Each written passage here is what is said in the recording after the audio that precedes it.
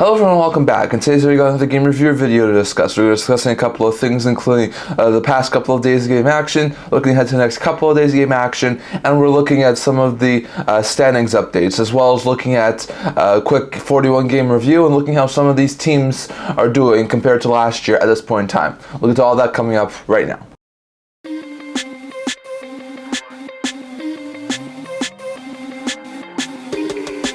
Hello everyone, welcome back to another video here at the Internet Hockey Channel. Before we begin this video, don't forget to like this video and subscribe down below. Thank you for all of your support. I've never been able to without you guys, so don't forget to subscribe so we can get 250 subscribers. But today we're going to be discussing a couple of things, starting off with the game preview. We're going to be looking at the past couple of days of game action, stuff that happened on Tuesday and Wednesday. There were 10 games that happened on Tuesday, 3 games that happened on Wednesday. We'll look ahead to games that are happening later today on Thursday, as well as on Friday. We'll look at a quick standings update here. I'll also look at the teams who have hit the halfway point, the 41 game mark, and we'll also look at how some of these teams are doing this year compared to how they were doing last year. So we'll start with the game preview. There were 10 games that happened on Tuesday. First, the Toronto Maple Leafs came out and absolutely destroyed the San Jose Sharks 7-1. It was a beatdown for the Toronto Maple Leafs, and they win back-to-back games against the San Jose Sharks. So really good win there. Leafs now on a 4-game winning streak. They improved to 21-10-7, dropping the San Jose Sharks to 9-29-3. Sharks have now lost 12 straight regulation games. It's a really embarrassing stretch right now for San Jose Sharks, who can't find themselves a win. For Toronto, Marner had a 4.0 with 2 goals and he has 2 assists. McCabe had a goal and 2 assists. Nylander had 3 assists, both at 3-point nights. Riley had a goal and an assist, and Robertson, Matthews, and Holmberg also scored for the Leafs in the win. Well, for San Jose Sharks, Henry Thrun scores first career NHL goal in the loss. So not really great stuff for San Jose. Good to see Thrun finally score his first career NHL goal, but it wasn't a losing effort, and the Leafs do wind up dominating the San Jose Sharks and gaining in the Atlantic Division standings.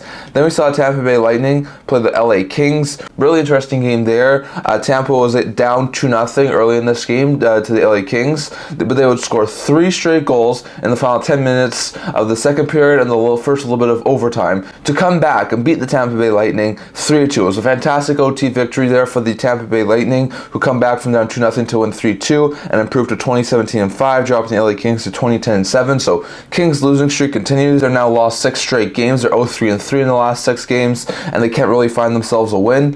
For the Tampa Bay Lightning, Perbix had the OT winner, and Hagel both had a goal and an assist. And Mott also scored for the Bolts in the win. Well, for the Lightning, Moore had 2 assists, and then Nolan Roy were 2 goal scorers for the Kings in the loss. So not a great game there from the LA Kings. One they could definitely have won. So this was not a really game to really want to replicate, but still, really good game there from the Bolts to come back and get the win. Then we saw the Seattle Kraken beat the Buffalo Sabres 5-2, scoring 3 second period goals, including this great goal here from Alex Wennberg. It was a fantastic goal that gave the Kraken, I think, either 3-2 or 4-2 lead at that point, and that will really be one of the daggers that helped the Seattle Kraken beat the Buffalo Sabres. Kraken extend their point streak to 11, extend their winning streak to 7, and they're up to 17-14-9 now. Well, for the Sabres, they dropped to 17-20-4, and not great stuff there for Sabres, who continue to find ways to lose and are back to 3 games below 500. For Seattle, Shorts had goal and assist, Tolvanen Borgen had 2 assists, and Dunn, Gord, Wenberg, and Beniers also scored for the Kraken in the win, while Tuck and Skinner both had a goal and an assist, and Millside had 2 assists for Sabres in the loss. So not a great game there from the Sabres, one they probably want to have back. It was a really close game in the first period and a half, but the Kraken were able to start pulling away in the second, and they wound up beating them. So really going there for Seattle, who continues to climb the standings. Then we saw the Vancouver Canucks open up a 3-0 lead and hold on to beat the New York Islanders 5-2 to improve to 27-11-3, dropping the Islanders to fit 18-12-10. So not great news there for the Islanders. They continue to lose. They've lost back-to-back games now. It's not really great news there. Well, the Canucks have reached the halfway point and are on fire at 57 points. For the Canucks, Ronick had a goal and an assist, Garland had 2 assists, and Pedersen, Joshua, Hughes, and Myers were other goal scorers in the win. Well, for the Islanders, Nelson scored both goals in the loss. So not a great game there for NYI, and one they probably want to have back. It was a decently close game, but it was the Vancouver Canucks were able to dominate and are continuing to lead the Pacific Division with a huge win. Then we saw the Winnipeg Jets remain the best in the league with a 5-0 beatdown of the Columbus Blue Jackets. Very good win there for Winnipeg, who extend their point streak to 13 games, and they improved to 27-9-4. So really good stuff stuff there for Winnipeg.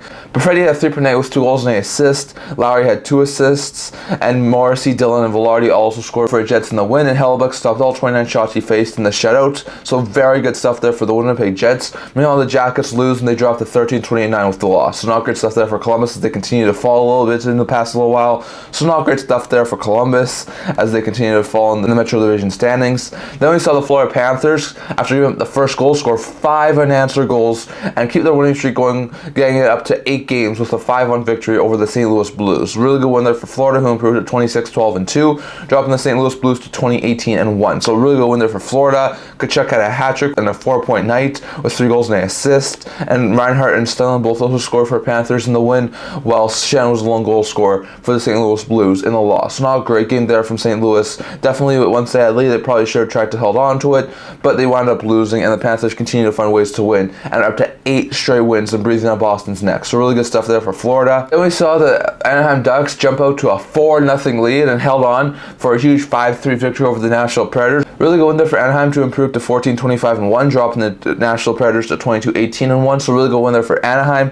For the Ducks, Terry had a goal and 8 assists. Both Killorn and Lacombe had 2 assists, and Gudas, Strome, and McTavish and Vetrano also scored for the Ducks in the win, while McCarron had 2 assists, and Carrier, Tomasino, and Gurianov, first as a member of the Nashville Predators, were the 3 goal scorers in the loss for Nashville Predators. So not a great game there from Nashville. Definitely don't want to dig yourself into a 4-0 hole. They made it close at the end of it, making it only a 2-goal game, but still really bad loss there for Nashville. Not something you really want to see as they dug themselves into a 4-0 hole, but still really good win there for the Ducks to finally find themselves in the winning side of things. Then the Blackhawks, who just beat the Calgary Flames with one of the worst rosters we've seen in quite some time, wound up making it interesting against the Edmonton Oilers, but the Oilers were able to win. The Oilers beat the Blackhawks 2-1 to extend their winning streak to 8 games. This is the second 8-game winning streak of the season for the Edmonton Oilers, and they improved to 21-15-1, while they dropped the Hawks to 12-27-2. So it was a really close game, interesting game, but the Oilers are coming away with the victory in this one. Drysdale and McDavid were 2 goal scorers for the Oilers in the win, while Dickinson was a lone goal scorer for the Hawks in the loss. So still, the Hawks are keeping things competitive even without Bedard, so it's really good things to see. But the Oilers are the team who winds up getting the win. And they do keep on improving in the standings and keep on having a playoff spot, so really good stuff there for Edmonton. Then we saw the Ottawa Senators have a pretty good first and second period on Thursday against the Calgary Flames, getting up to a huge 3-2 lead, but will give up 4 consecutive goals to drop the game against the Calgary Flames 6-3. Flames with a W improved to 18-18-5 at the halfway point, while Senators with the loss dropped to 14-22-0. So not great stuff there for the Ottawa Senators. For Calgary, Hannafin had 3.8 with a goal and 2 assists. Sharon Govich and Coleman both scored twice. Zary had a goal and 8 assists, and Kadri added 2 assists for the Flames in the win, while Greg had 2 assists, and Bernard Docker, Kubalik, and Kachuk were 3 goal scorers for the Senators in the loss. So once again, another blown lead. Senators can't seem to hold on to a very good lead. They've lost 4 straight. They're not doing overly well. They're down to 8 games below 500, and things are not going overly well for Ottawa right now. So really bad stuff there for Senators. Then we saw the Arizona Coyotes come back from a couple of deficits to beat the Boston Bruins 4-3 in overtime. Very good win there for the Arizona Coyotes to end their 3-game losing streak and improve to their 20th win of the year at 20-17-2, dropping the Boston Bruins to 24-8-8. So really good stuff there for the Arizona Coyotes. Keller and Gunther both had goal and assist, while Schmalz, who had this OT winner here, remember all clubs credit Sportsnet, but Schmalz scored the overtime winner for the Arizona Coyotes and was able to help them beat the Boston Bruins. Really good stuff there. And Michelli both also scored for the Arizona Coyotes in the win, while Geeky had 2 assists for the Boston Bruins, and Boqvist, DeBrusk, and Pasternak were the other goal scorers in the win. So very good stuff there for Boston. Definitely kept interesting and definitely continued to get points, but it was another OT loss, and they do continue to fall a little bit in the standings, letting Florida get back into contention. So really good stuff there for the Arizona Coyotes, who ended up hitting the 20-win mark. Then we saw the Philadelphia Flyers wind up coming back from down 2-0 to beat the Montreal Canadiens 3-2 in a shootout. Really close game there between these two teams, but the Flyers were able to get a huge win. Flyers improved to 21-14-6, dropping the Canadiens to 17-17-6. So really good stuff there for the Philadelphia Flyers, who hits 21-14-6 at the halfway point. Frost and Tippett were 2 regulation goal scorers. Drysdale in his first game as a member of the Philadelphia Flyers got his first career NHL point with them, and Couturier was the lone goal scorer for the Flyers in the shootout win. So really good stuff there for the Flyers, while Monahan and Savard were 2 goal scorers for the Canadiens in the loss. So not a great game there from the Canadiens, who lose in the shootout, but once again they ended up finding themselves getting a point, and they're still at 500, while the Flyers meanwhile continue to improve their team, and they're still in a playoff spot at this point in time. So really good stuff stuff there for Philly. Then we saw the Dallas Stars absolutely destroy the Minnesota Wild 7-2, improving to 24-11-5, dropping the Wild to 17-19-4. And after a really good stretch there for the Minnesota Wild, they're back to looking like their old selves. This team does not look like a playoff team at this point in time. For the Dallas Stars, Lindell had 3 assists, Lundqvist had a goal and an assist, Marchment had 2 assists, and Pavelski, Steele, Robertson, Hintz, Sagan, and Duchesne all also scored for the Dallas Stars in the win. While for the Minnesota Wild, Boldy had a goal and an assist, and Hartman also scored, while Wallstead lost his NHL debut for the Minnesota Wild in the loss. So not great stuff there for Minnesota. Definitely one I want to have back. This was an embarrassing game against a really good opponent, and Dallas was able to walk all over them, and Minnesota continues to falter. So really bad stuff there for the Wild. And then we saw the Golden Knights take on the Colorado Avalanche, a really good, interesting game between two of the best teams in the NHL, and the Avalanche were able to win. The Knights are still a little bit banged up. This was a lot more of a better performance, but still, this was not a really great game there from the Golden Knights. Avalanche shut out the Knights 3-0 to improve to 27-12-3, dropping the Golden Knights to 23-13-5, who've now lost 6 of their last 8 games. So not great stuff there for Vegas. For Colorado, Nichushkin scored twice, Rantanen had 2 assists, and O'Connor also scored. McKinnon extended his home point streak to 23 straight games since the season started, so McKinnon's doing absolutely phenomenal, keeping up the point pace, while Georgiev stopped all 25 shots he faced in the victory for the Colorado Avalanche and the shutout. So really good stuff there for the Avalanche, really complete effort as they continue to keep pace with the Jets for top spot in the Central, while the Knights lose, and they lose ground to the Vancouver Canucks. So really bad stuff there for Vegas.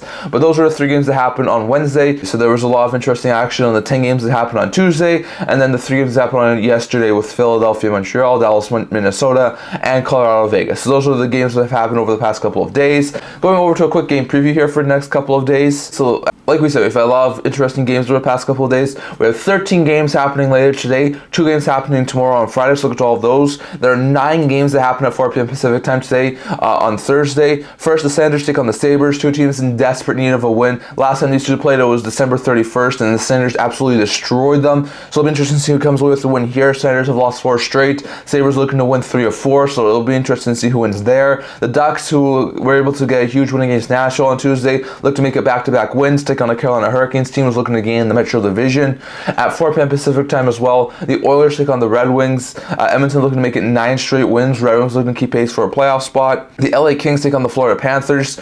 Kings have lost 6 straight. Panthers have won 8 straight, so that'll be an interesting game to see who gets the win there. The Sharks, who have lost 12 straight, take on the Canadiens. Team was looking to get back above 500, so that'll be an interesting game. The Vancouver Canucks look to keep rolling on their road trip here, looking for their 4th straight win, take on the Pittsburgh Penguins. Team was looking to keep pace in the Metro Division. Also, 4 p.m. Pacific time, the New Jersey Devils will take on the Tampa Bay Lightning. Lightning looking to get to back-to-back wins. Devils looking to get another huge win to improve their record in the Metro Division standings. Kraken take on the Capitals. Kraken look to extend their point streak to 12 games, possible win streak to 8 games. Take on the Capitals. Team is looking to keep pace in the Metro. And the Toronto Maple Leafs take on the New York Islanders team. Maple Leafs looking to try and keep pace with Florida and Boston for top spots in the Atlantic Division. Islanders looking to try and end this 2-game losing streak of theirs. So that'll be interesting games. At 5 p.m. Pacific time, there are 2 games. The Rangers take on the St. Louis Blues. Rangers looking to keep pace for top spot in the Metro Division. Blues looking to overcome a loss and try and keep ahead at 500. The Blackhawks take on the Jets. Jets looking to try and keep pace for top spot in the league. Blackhawks are looking to try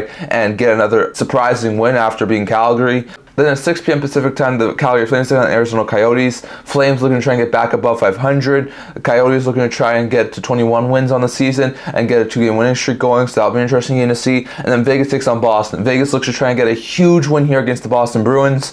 Boston looking to try and get a huge important victory to try and keep ahead of teams like Florida and Toronto for top spot in the Atlantic Division. So those are definitely going to be a lot of interesting games later today. And then tomorrow there are 2 games that happen, both at 5 p.m. Pacific time. The Predators take on the Stars, rematch of last week's game between the Preds and the Stars, I think, on Saturday. Predators are looking to try and keep pace in the wildcard race. Stars looking to try and keep ahead of the Preds for a top 3 spot in the Central, so that'll be an interesting game. And then the Minnesota Wild look to stop their free fall and end this losing streak of theirs, take on the Philadelphia Flyers. Teams looking to keep pace in the Metro Division. So those are the 2 games that happen tomorrow and the 13 games that happen later today. So those are going to be a lot of interesting games that happen over the next little while. Going over to a 41-game review from some of these teams.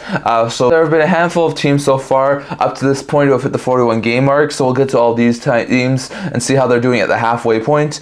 For the Columbus Blue Jackets, they've hit the halfway point at 41 games. They're 13, 19, and 9 for 35 points, 126 goals for, 150 goals against for a minus 24 rating. And I'm doing players who've hit 30 points or more and what they're projected to do over an 82-point season. And Goudreau has 7 goals, 18 assists, 25 points. Zach Werenski has 1 goal, 24 assists, 25 points. Both are on pace for 50 points. So not great stuff there for the Jackets, who are not doing overly well, one of the lower teams in the league. Then you go over to Colorado Avalanche, 41 games for them.